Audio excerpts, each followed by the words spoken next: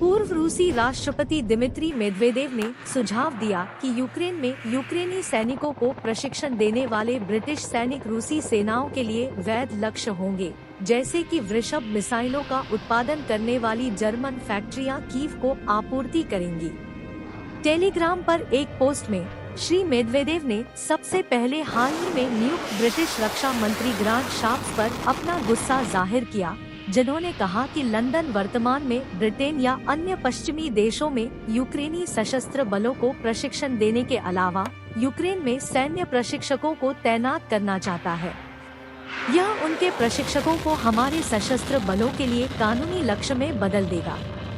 यह भली भांति समझते हुए कि उन्हें बेरहमी से नष्ट कर दिया जाएगा और भाड़े के सैनिकों के रूप में नहीं बल्कि ब्रिटिश नाटो विशेषज्ञों के रूप में, श्री मेदवेदेव ने टेलीग्राम पर लिखा। ब्रिटेन के रक्षा मंत्रालय ने कहा कि रूस यूक्रेन में आगे कई वर्षों की लड़ाई की तैयारी कर रहा है। मॉड ने कहा कि लीक हुए दस्तावेजों से पता चलता है कि रूस का रक्षा खर्च 2024 में कुल व्यय का 30% तक बढ़ने वाला है। इसमें कहा गया है, ये आंकड़े बताते हैं कि रूस यूक्रेन में अगले कई वर्षों तक लड़ाई की तैयारी कर रहा है। अधिकारियों के अनुसार मलाया टोकमाचका, जापोरिजिया में कल रात रूसी गोलाबारी में एक 61 वर्षीय व्यक्ति की मौत हो गई। क्षेत्र के सैन्य प्रशासन के प्रमुख यूरी मालाश्को ने कहा कि गोलाबारी में एक 66 वर्षीय महिला भी घायल हो गई। प्रशासन ने कहा कि आवासीय भवनों और बुनियादी सुविधाओं के नष्ट होने की भी 16 रिपोर्टें थी। एक यूक्रेनी सैन्य कमांडर ने दावा किया कि पिछले 24 घंटों में दक्षिणी यूक्रेन में व्लादिमीर पुतिन के करीब 250 सैनिक मारे गए या घायल हुए हैं। यूक्रेन के अधिकारियों ने कहा कि ये मौतें शनिवार को दक्षिणी यूक्रेन के जापोरिजिया के एक गांव तावरिया में हुई, जहां यूक्रेनी सेना रणनीतिक क्षेत्रीय लाभ के लिए आगे बढ़ना चाह रही है। ब्रिगेडियर जनरल ओलेक्जेंडर टार्नावस्की ने रविवार को अपने टेलीग्राम चैनल में कहा, आखिरी दिन में दुश्मन ने 248 लोगों को खो दिया, 84 मृत, 163 घायल और 1 पकड़ा गया। ऐसा तब हुआ है जब रूस के पूर्व नेता दिमित्री मेदवेदेव ने चेतावनी दी थी कि जब उन्होंने पहली बार लुहांस्क, डोनेट्स्क, जापोरिजिया और खेरसोन पर दावा किया था, तब से 1 साल बाद मॉस्को यूक्रेन के और बड़े हिस्से पर कब्जा कर सकता है। कीव में नाजी शासन के पूर्ण विनाश तक विशेष सैन्य अभियान जारी रहेगा। जीत हमारी होगी और रूस के भीतर और भी नए क्षेत्र होंगे, श्री मेदवेदेव ने कहा। 4 क्षेत्रों पर मॉस्को का कब्जा बना हुआ है, लेकिन किसी भी क्षेत्र पर उसका पूर्ण नियंत्रण नहीं है, क्योंकि रूसी सैनिक यूक्रेन के जवाबी हमले का सामना कर रहे हैं।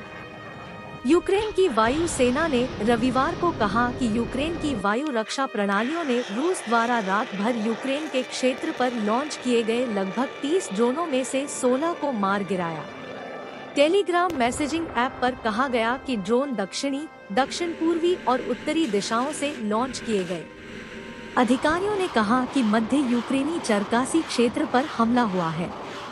चरकासी के गवर्नर इहोर ताबुरेट्स ने टेलीग्राम पर कहा, रात में दुश्मन ने हमारे चरकासी क्षेत्र पर हमलावर ड्रोन के साथ बड़े पैमाने पर हमला किया।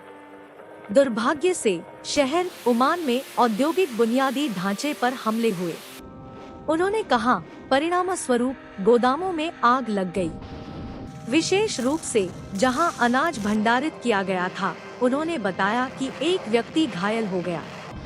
यूक्रेनी राष्ट्रपति कार्यालय ने एक बयान में कहा कि दक्षिणी माइकोलाइव क्षेत्र और पूर्वी निप्रोपेट्रोव्स्क क्षेत्र में नागरिक बुनियादी ढांचे और गोदामों को भी नुकसान पहुंचा है।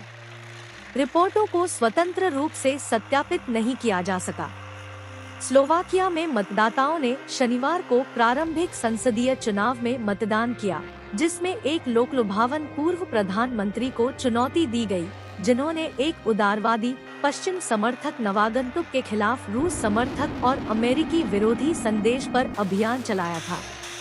उनमें से कौन प्रबल होता है, इस पर निर्भर करते हुए चुनाव रूस के साथ युद्ध में पड़ोसी यूक्रेन के लिए छोटे पूर्वी यूरोपीय देश के समर्थन को उलट सकता है, जिससे यूरोपीय संघ और नाटो में एक नाजुक एकता टूटने का खतरा हो सकता है।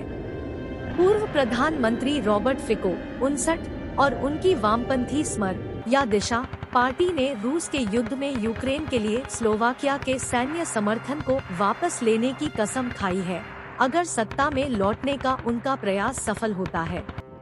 स्लोवाकिया में मतदाता प्रारंभिक संसदीय चुनाव में मतदान कर रहे हैं, जिसमें एक लोकलुभावन पूर्व प्रधानमंत्री को चुनौती दी गई है, जिन्होंने एक उदारवादी पश्चिम समर्थक नवागंतुक के खिलाफ रूस समर्थक और अमेरिकी विरोधी संदेश पर अभियान चलाया था।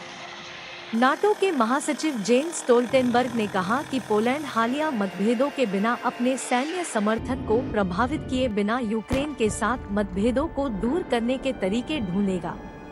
पोलैंड, जो कि रूसी आक्रमण के दौरान यूक्रेन के सबसे कट्टर सहयोगियों में से एक रहा है, द्वारा यूक्रेनी अनाज आयात पर प्रतिबंध बढ़ाने का निर्णय लेने के बाद दोनों पड़ोसी देशों को अपने संबंधों में घर्षण का सामना करना पड़ा है। पिछले हफ्ते पोलैंड ने कहा था कि वह यूक्रेन को केवल पहले से सहमत हथियारों की डिलीवरी ही करेगा और अपने हथियारों के भंडार के पुनर्निर्माण पर ध्यान केंद्रित करना चुनेगा। मैं उम्मीद कर रहा हूं और मुझे विश्वास है कि यूक्रेन और पोलैंड उस प्रभाव के बिना उन मुद्दों को हल करने का एक रास्ता खोज लेंगे।